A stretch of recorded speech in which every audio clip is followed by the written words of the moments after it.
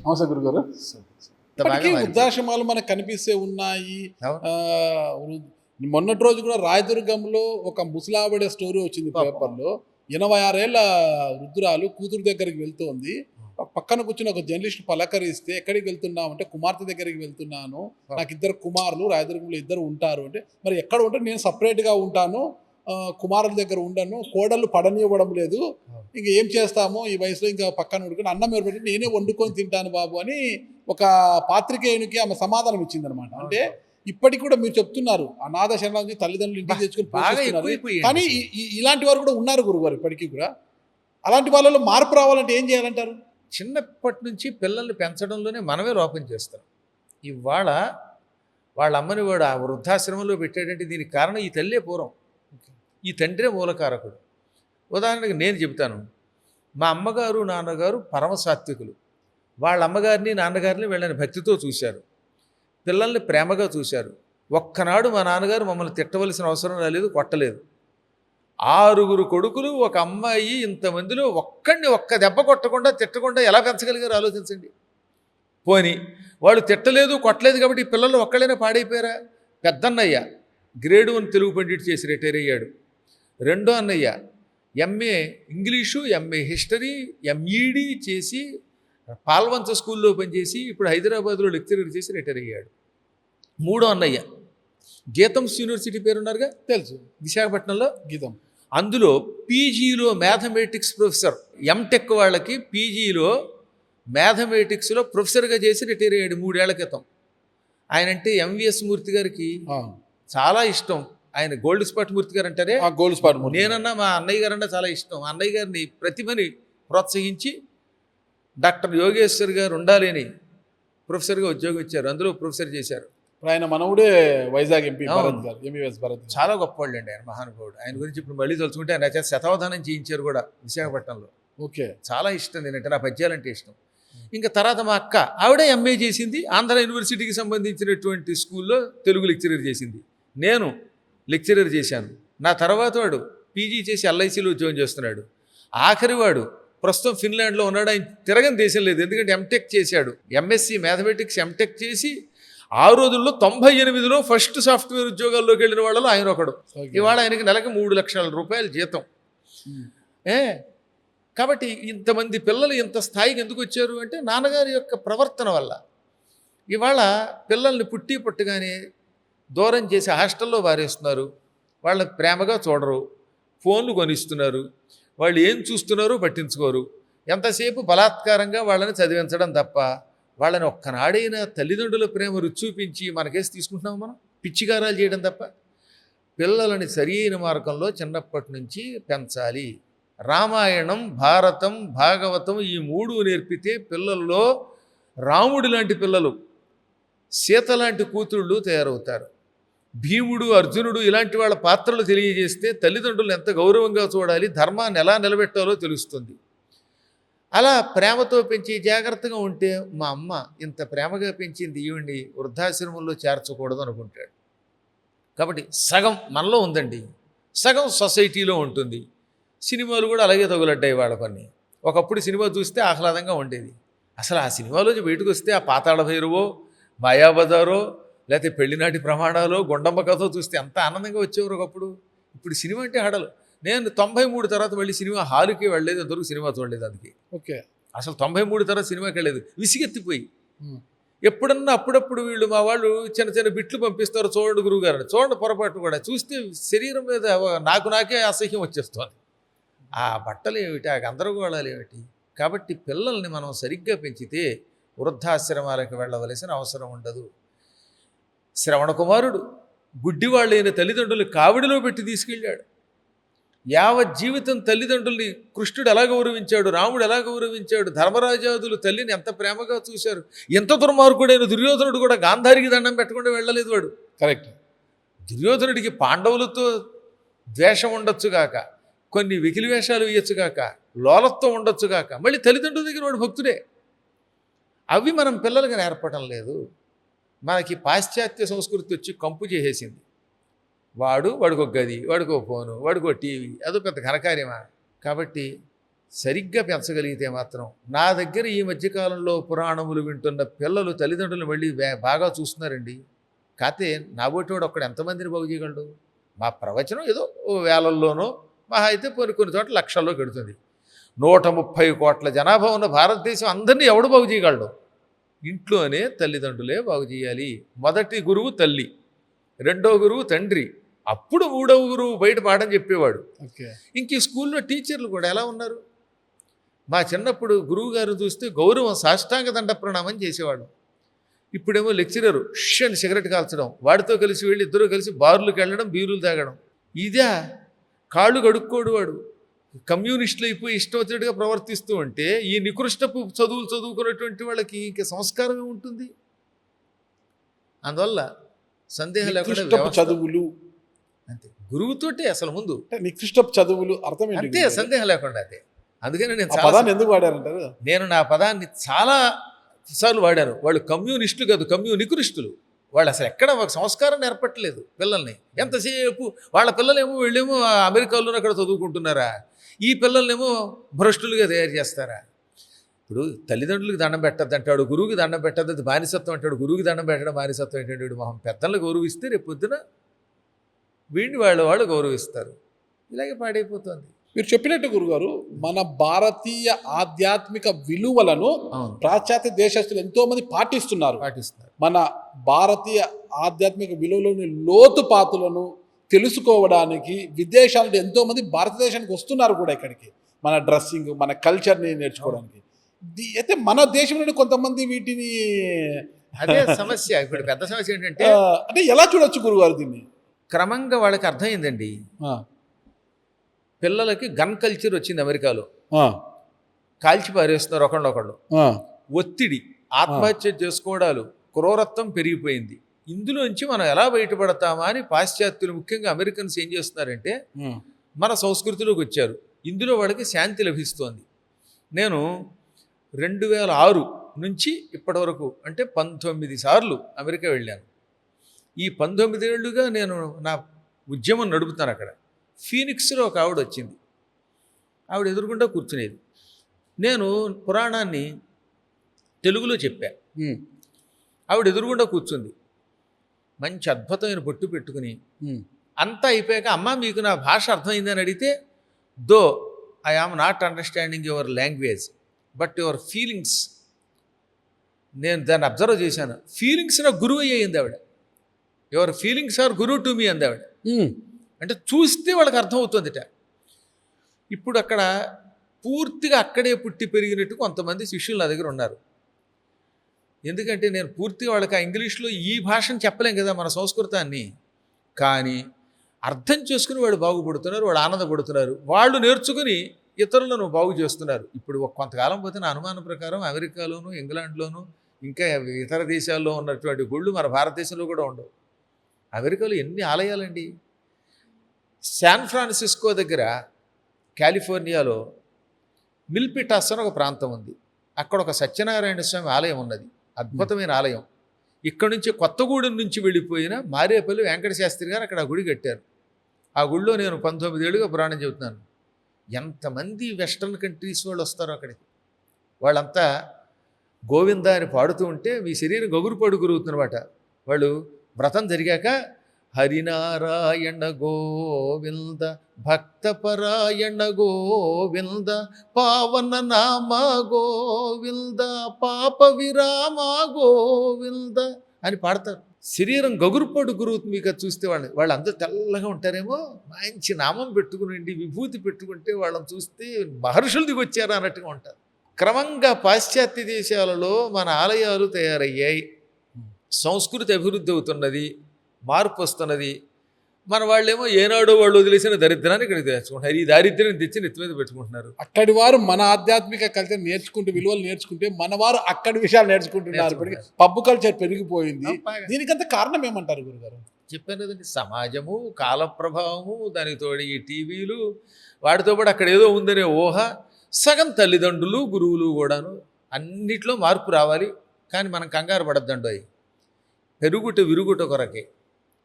నాకు నా భారతదేశం మీద నమ్మకం ఉన్నది. కొన్ని లక్షల సంవత్సరములుగా రాక్షసులు దీన్ని పాడు చేయలేకపోయారు. ఆ తర్వాత 1000వ సంవత్సరం దగ్గర నుంచి 1700 వరకు ముస్లిములు దాడి చేసి ఇంత ధ్వంసం చేసినా హైందవ సమాజం ఉండి నిలబడింది. ఆ తర్వాత బ్రిటిష్ వాళ్ళు వచ్చారు. వాళ్ళు పూర్తిగా 200 సంవత్సరాలు ధ్వంసం చేసి వాళ్ళ మతాన్ని ఇక్కడ వ్యాప్తి చేయడానికి ప్రయత్నించారు. ఎంత ధ్వంసం జరిగినా ఎప్పటికీ మన హైందవ మతం నిలబడిందంటే, సనాతన ధర్మం నిలబడిందంటే ఈ భూమి అంత గొప్పదో ఆలోచించండి. మొక్కలు చెక్కలైపోతున్నా ఎప్పటికీ నిలబడుతోంది కాబట్టి మళ్ళీ కారణజన్ముడు మోడీ గారు లాంటి ఒక మహానుభావుడు వచ్చి మనకి ప్రధానమంత్రి అయ్యాడు. కాబట్టి భవిష్యత్తులో మళ్ళీ ఏనాటికైనా మన సనాతన ధర్మం నిలబడుతుంది.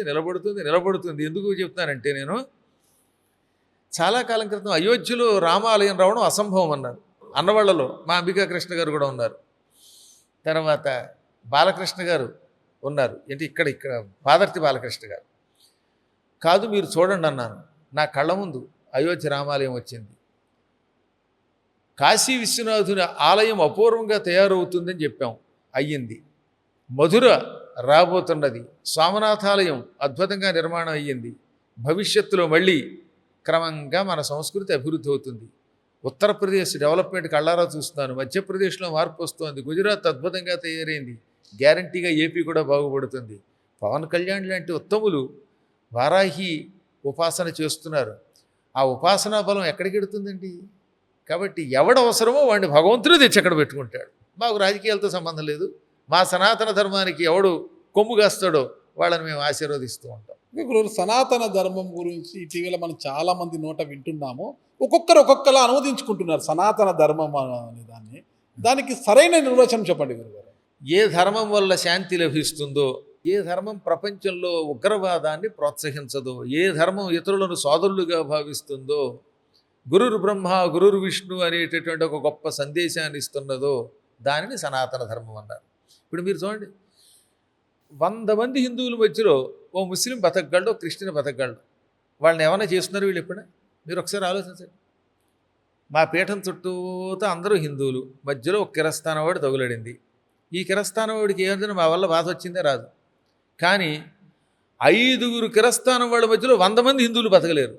వాళ్ళు గందరగోళం చేసేస్తున్నారు. ఒక అపార్ట్మెంట్లో 5 ఉంటే వీళ్ళు బతకనివ్వరు. ఒక 2 ముస్లింలు ఉంటే 10 మంది హిందువులు బతకలేరు అక్కడ. అంటే వాళ్ళ మతాలు క్రూరత్వాన్ని ప్రోత్సహించి చంపమంటున్నాయా లేదా? మరి మన మతం అలా చెప్పట్లేదే. పొరపాటును కూడా మన మతం వాళ్ళకి పక్కవాళ్ళు వస్తే గౌరవించడం లక్షణం. విదేశీయులు వచ్చారంటే మనం ఆనందపడిపోయి షేక్ హ్యాండ్లు ఇచ్చేసి వాళ్ళు వెంట పడతాం. కానీ వాళ్ళు మన అలా ఆదరించలేరు. మన ధర్మంలో రక్తంతో వచ్చింది అది. మీరు మాత్రమే అన్ని ధర్మాలు ఒకటి అనగలరు. వాళ్ళు అనమనడు చూద్దాం.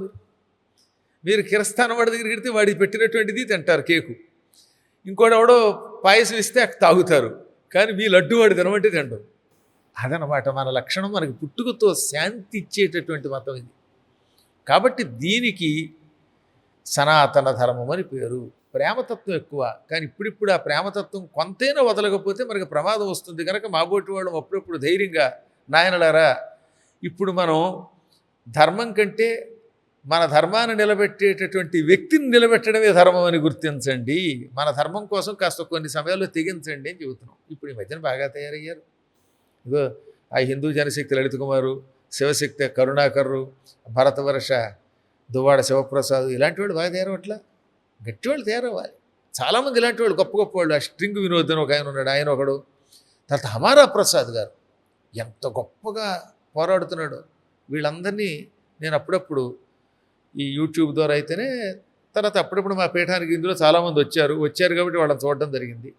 సందేహం లేకుండా ఇలాంటి వాళ్ళు ఉన్నారు, తయారవుతారు. తిరిగి మన ఆధ్యాత్మిక విలువలు పెంపొందుతాయి గురుగారు. గ్యారంటీగానండి. ఇక్కడ గారు ఇప్పటికీ కూడా స్కూల్ పిల్లల నుంచి కాలేజ్ పిల్లల వరకు కూడా స్టైల్గా సిగరెట్ తాగడం. అంటే ఆ వయసుకి సిగరెట్ స్టైల్గా తాగితే అదొక స్టైలు, బీరు తాగితే ఒక కిక్కు, ఒక స్టేజ్ దాటిన తర్వాత బ్రాందీలు విస్కీలు తాగితే ఇంకొకటి, ఇలా అలవాటు పడిపోతున్నారు కదా అసలుకి. అంటే దానివల్ల ఏం జరుగుతుంది ఆ పర్యవసనాలు ఎవరికి తెలియదు. కానీ ఒక స్టైల్ అనమాట. సిగరెట్ తాగడము, బీరు తాగడము, బ్రాందీ విస్కీలు తాగడము, ఇలాంటి కల్చర్ని మార్చడం ఎలా? పూర్వం సుమతి శతకంలో శతకం ఉండేది. మీ చిన్నప్పుడు మా చిన్నప్పుడు కూడా చదివించారు. సుమతి శతకం, చివర సుమతి అని ఉంటుంది. అదో శతకంను విశ్వదాభిరామ వినురవేమ అనే పేరుతో వేమన రాసిన శతకం. ఈ శతకాలు చదివించేవారు. ఇప్పుడు ఆ శతకాలు కొంత తగ్గాయి, మళ్ళీ వస్తాయి అనుకోండి. అందులో పద్యం ఉంది, ఏమిటిది? సరసము విరసము కొరకే పరిపూర్ణ సుఖంబులధిక బాధల కొరకే పెరుగుట విరుగుట కొరకే ధర తగ్గుట హెచ్చు కొరకే ధరలో సుమతి. గొప్ప పద్యం ఇది. ఎక్కువ సరసాలు ఆడితే అవుతుంది, అది విరసం అయ్యి కొట్టుకు చస్తారు. మొదట్లో హాస్యం, ఆ తర్వాత కొట్టుకు తెచ్చిపోయిన వాళ్ళు ఉన్నారు. సరసం వల్ల విరసం వస్తుంది. ఎక్కువ సుఖాలు పెరిగితే బాధలు వస్తాయి.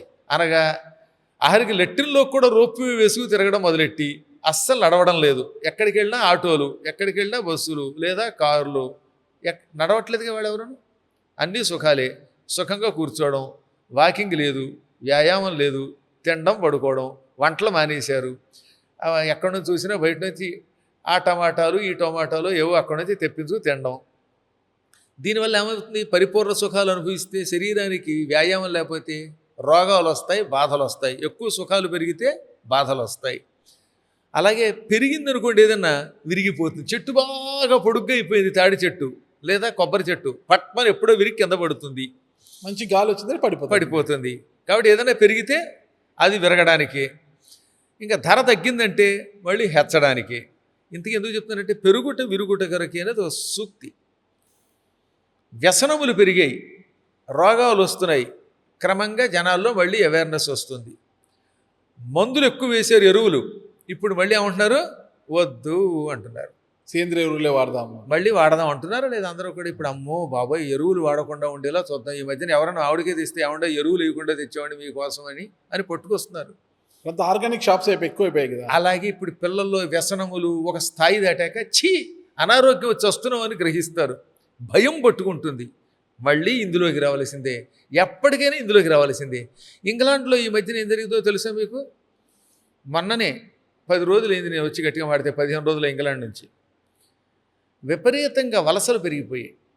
పాకిస్తాన్, బంగ్లాదేశ్, లెబనాన్ మొదలైన వాటిలో ఉన్నటువంటి వాళ్ళని తీసుకొచ్చి అక్కడ పెట్టుకున్నారు. ఒక పాత్రికేయుని ఆధ్వర్యంలో ఒక పెద్ద ఎత్తున ఆందోళన చేశారు. ఆందోళన మొట్టమొదటిగా ఇంగ్లాండ్ చరిత్రలో మొట్టమొదటిగా మీరు ఆశ్చర్యపోయేది ఏంటి తెలుసా? ఓ పేటకి వెళ్ళాం మేము.